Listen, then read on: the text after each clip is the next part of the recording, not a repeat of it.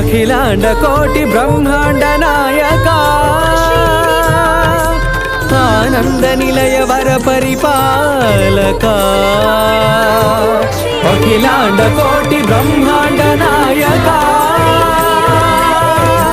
ఆనంద నిలయ వర పరిపాలక.